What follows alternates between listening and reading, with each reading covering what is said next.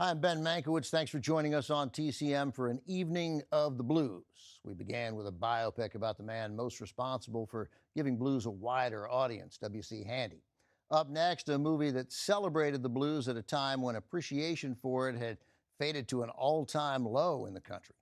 It's from Universal, 1980, directed by John Landis. Dan Aykroyd and John Belushi star in The Blues Brothers. Blues Brothers originated in the early 70s in Toronto, where John Belushi, who liked the blues but was primarily into rock, metal, and punk, met Dan Aykroyd, an avid blues fan. Aykroyd converted Belushi. A few years later, the two good friends became original cast members on Saturday Night Live. By then, they were not only blues fans, they'd often perform at blues clubs in New York, sitting in with professional musicians. During this period, Aykroyd and Belushi developed the signature look of their characters, a look intentionally borrowed from blues legend John Lee Hooker. Dark suits, ties, fedoras, of course, and perhaps most importantly, Ray-Ban Wayfarer sunglasses. I'll have more on the sunglasses after the movie. I think I'll keep the fedora because I think that's what John Lee Hooker would have wanted. I'm also pretty sure that the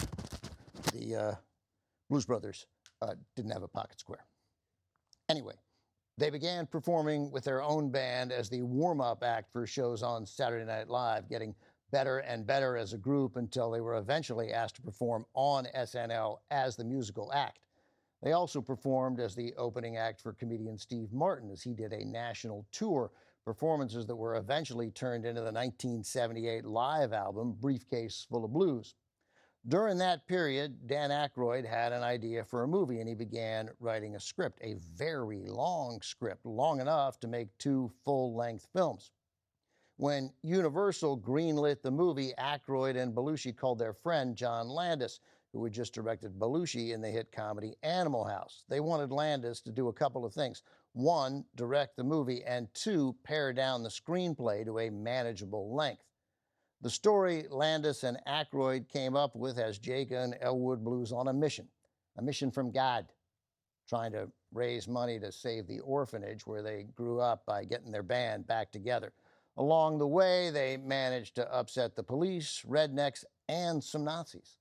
They also get to jam with some of the greatest R&B, jazz, and blues artists of any era, including Aretha Franklin, Ray Charles, James Brown, Cab Calloway, and John Lee Hooker himself. Here's the film from 1980, also with Carrie Fisher and Kathleen Freeman, The Blues Brothers.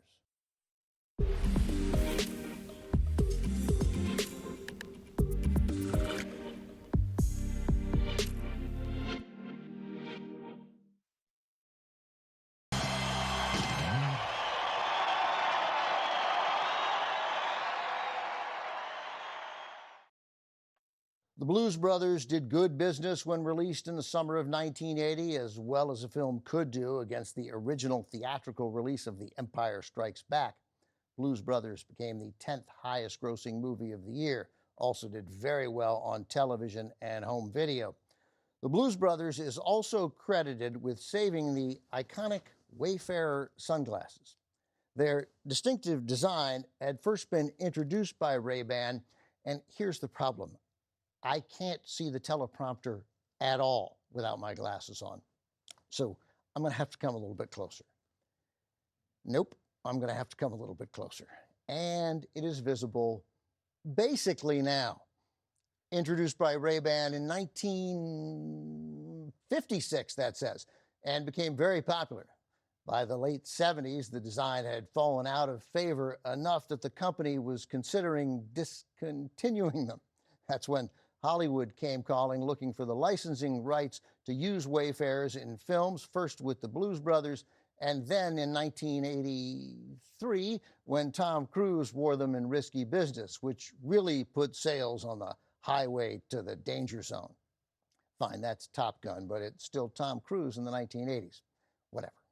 Coming up, our night of blues music continues with another biopic, this one from director Gordon Parks and starring Roger E. Mosley from Magnum P.I. fame. Lead Belly is next on TCM, and I'm sorry. Next on TCM, Leadbelly, then Blues in the Night. And later, Pete Kelly's Blues. Go around the horn with TCM tonight.